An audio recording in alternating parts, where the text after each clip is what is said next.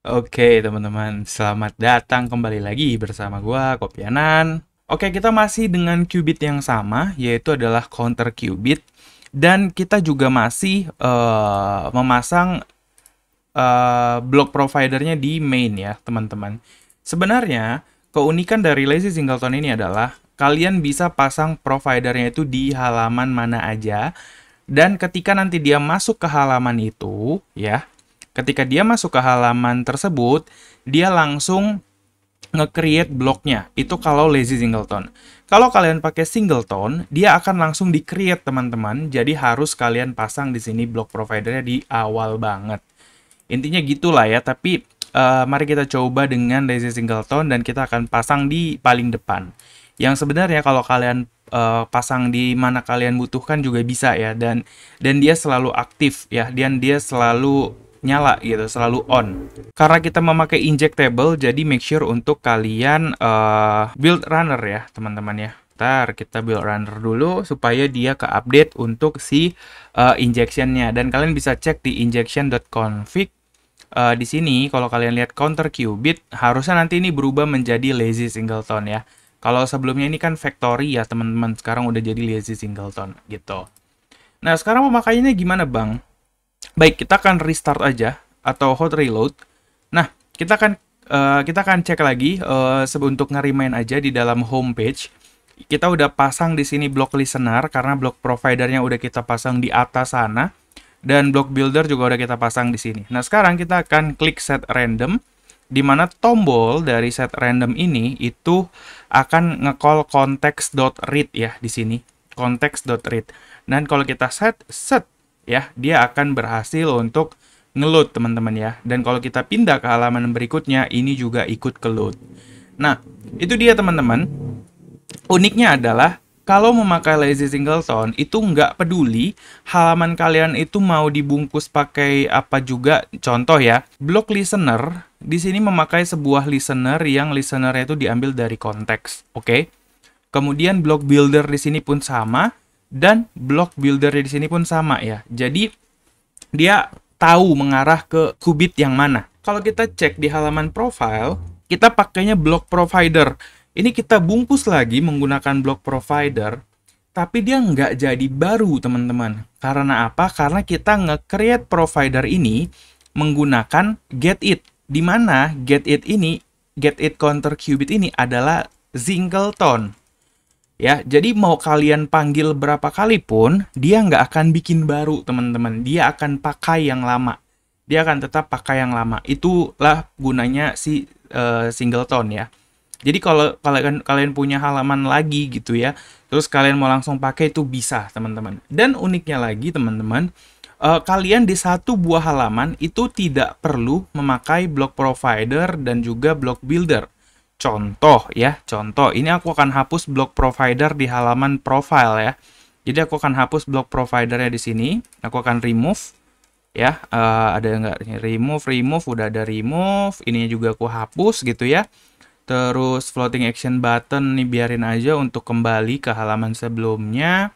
Nah, block builder di sini ini aku juga bisa hapus, teman-teman. Ya, aku juga bisa hapus kayak gini. Atau aku komen dulu deh. Aku komen dulu. Terus di sini juga aku komen dulu ya. Aku save. Nah, kita coba ke halaman profile ya. Nah, di sini masih kosong ya, guys.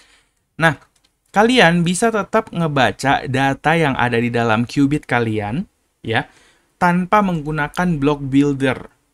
Karena state-nya bisa kalian langsung ambil, teman-teman. Jadi kalian bisa langsung aja di sini tanpa block builder kayak gini, kalian bisa langsung get aja. Langsung aja kalian pasang state.maybemap aja, guys. Oke. Ini aku akan hapus, tapi state-nya di sini kita akan ambil dari get it. Nah, itu bedanya, teman-teman. Jadi kita akan ambil dari get it dulu. Get it-nya kita ambil dari counter qubit, baru kita buka kurung tutup kurung, baru dot state ya. Yang artinya kita akan mengarah ke kelas singleton, di mana bisa diakses dari mana aja. Terus kita akan ambil state-nya, ya. Oke, begini ya guys ya. Jadi kalau aku save ya, kita akan random lagi. Sorry, aku hard reload aja guys ya, biar bersih. Oke, kita set random, dia loading, kita pindah ke halaman berikutnya. Di sini juga ikut loading guys. Lihat. Ya, jadi dia memakai source yang sama, teman-teman. Jadi dia tetap memakai sumber yang sama gitu ya. Tapi teman-teman, state di sini atau kalau kalian nge-inject data seperti ini, kalian itu nggak bisa mendapat perubahan datanya teman-teman secara real time. Kalian hanya bisa membaca datanya itu data yang udah pernah ada aja. Contoh ya, di sini aku save ya teman-teman. Jadi di sini ada get it, state bla bla bla bla 184 ya di sini. Ini aku random, terus aku pindah ke halaman berikutnya. Ini jadi loading ya guys ya. Atau loadingnya aku kecilin dulu ya. 4 second aja. Save lagi, aku reload ya. Oke, jadi case-nya gini teman-teman. Di dalam homepage ya, ini kita udah pasang sedemikian rupa ya. Ada block builder ya, ada block builder di sini, ada block listener dan lain-lain gitu ya. Terus kita juga bisa lihat di bug console. Nah, dimana kalau di homepage ini kalian set random dia loading, kalian next, dia juga loading ya guys ya. Nah, terus di sini kalian bisa lihat teman-teman. Di sini state-nya udah update di sini teman-teman. Itu udah menjadi message 1276, bener ya. Dimana kalau kita back, baru dia 1276. Artinya, data di belakang itu udah ke-update sebenarnya, tapi di halaman yang tadi itu nggak ikut di-update karena kita tidak membungkus widgetnya menggunakan builder. Sehingga dia tidak tahu ada perubahan data apa aja gitu ya. Tapi kalau kita next lagi di sini udah nggak loading lagi karena dia udah dapat data yang terbaru gitu. Tapi dia nggak bisa real time, itu bedanya ya. Jadi kalau kalian mau profile page kalian ini perubahan datanya real time ya, si teks ini, jangan pakai seperti ini. Makanya itulah fungsinya si block builder itu teman-teman ya. Jadi kita pasangin block builder lagi, kita counter qubit. Nah, daripada kita pakai get it seperti ini, kita pakai state-nya langsung aja seperti cara yang sebelumnya. Oke, kita cara sebelumnya, kita masukin di sini. Ini kita return, terus kita coba reload lagi. Nah, sekarang kita di halaman homepage, lagi-lagi kita random, terus kita next. Nah, ini baru dia benar-benar ke-update ya guys. Jadi kalau loading di depannya udah selesai nih, kalau udah ke print di sini berarti loading di homepage-nya udah beres. Di sini juga ikut beres karena kita udah pakai block builder, di mana si block builder ini akan ngambil counter qubit dari si singleton tadi teman-teman ya. Itu bedanya. Jadi hati-hati kalau kalian mau pakai value-nya. Jadi kalau misalnya loadingnya belum beres, terus kalian mau pakai datanya, kalian cuma dapat data yang sebelum diupdate-nya gitu, bukan data yang terbaru. Gitu guys ya. Nah, sekarang kita akan coba pasang gimana cara si tombolnya ini berlaku supaya data yang di halaman sebelumnya juga ikut ke refresh gitu ya. Nah, kita tinggal panggil aja, kan ada beberapa cara ya teman-teman. Kita akan pakai cara yang pertama, yaitu menggunakan konteks ya. Nah, di sini kita akan pakai konteks.read kayak gini. Kita akan panggil si counter qubit, terus kita random kayak gini ya. Harapannya adalah data ini akan ke loading gitu ya, akan nge-loading dan data sebelumnya juga akan ikut nge-load gitu ya.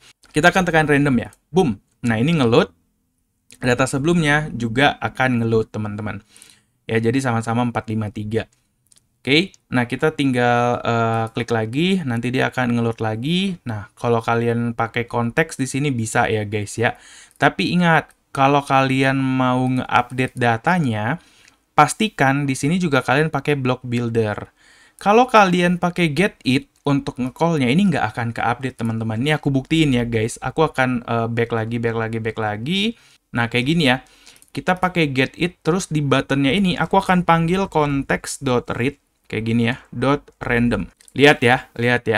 Di sini aku set random di homepage itu memanggil function yang sama ya. Jadi kalau aku klik set, ini ngeloading, di halaman berikutnya juga ngeloading ya. Sama-sama ngeloading ya, loading. Tapi di sini nggak beres-beres loadingnya. Karena apa? Karena state-nya pas kita masuk ke halaman ini itu masih loading. Nah, sedangkan kalau kita lihat di bug console, dia udah sukses sebenarnya, tapi dia tidak mendapat data yang terbaru ya.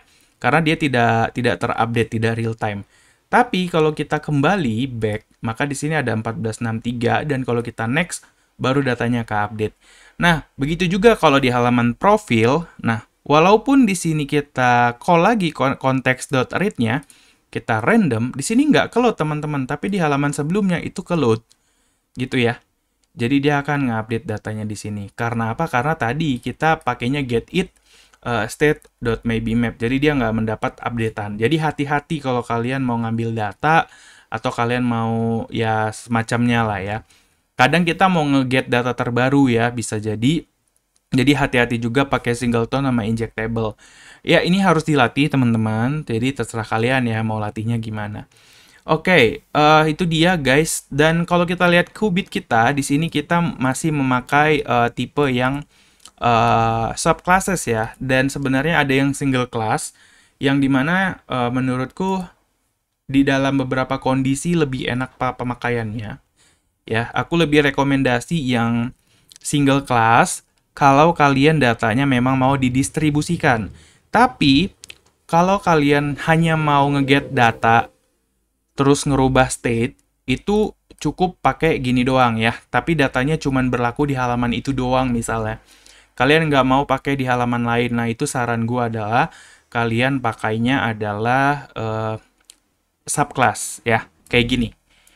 Terus, di mana pemakaian injectable dan singleton, itu tergantung kalian, teman-teman. Tapi saran dari aku itu pastikan kalian pakai injectable karena penggunaan memorinya pasti lebih kecil dan bisa dikontrol ya. Ini berarti udah episode keempat, dan kayaknya aku nggak lanjut dulu ya, teman-teman, untuk pembahasan qubit ini. Mungkin nanti kalau ada hal yang menarik yang bisa kita bahas, aku akan ulik lebih jauh lagi. Dan itu aja teman-teman, sampai ketemu di video gua yang berikutnya. Bye-bye.